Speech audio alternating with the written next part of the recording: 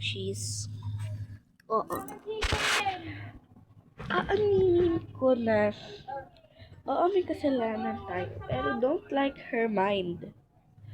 Kasi, kapag hinayaan mo siyang binabastos ka, and hindi ka lumalaban, that's your problem. Kasi, sinabi ko sa'yo ilang beses na, di ba? And hindi. Pinabayaan mo lang ang lahat ng sinabi ko sa'yo. Kaya kanila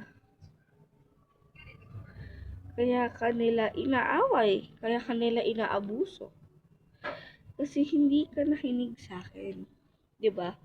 Sinabi ko pa nung una sa'yo na huwag ka nang makikilahok. And sabi ko, makinig ka na lang sa lahat ng sinasabi ko. Kasi,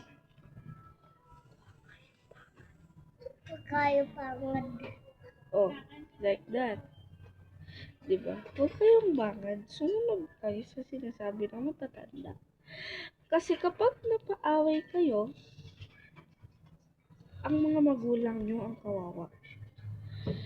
Kasi, hindi mo kontrol yung isip nila.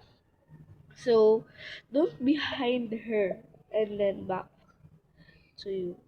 Lalo na yung mga crush nyo pag inaway kayo. Kaya din ang malalagot. Kaya, don't behind her back sa'yo. Hindi nyo kailangan na maging off-sided dyan sa mga kaibigan nyo.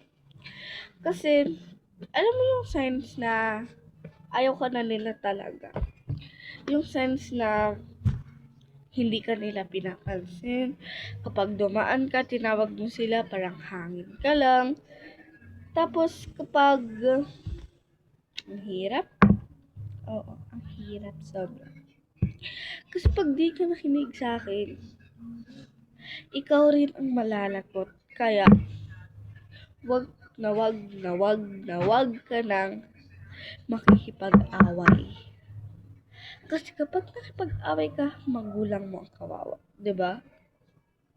Mapapa-principal office ka. Mapapagalitan ka ng teacher mo. Mapapagalitan yung parents mo. Tapos, 1 week kang suspended. 'Di ba? Ang hirap nun.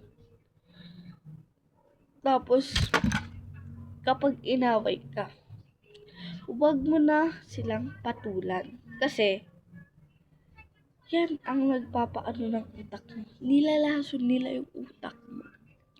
Kunyari, bait-baitan sila sa'yo. Pero mamaya, pag ikaw na yung may kailangan, talagang i-push mo yung sarili mo pababa.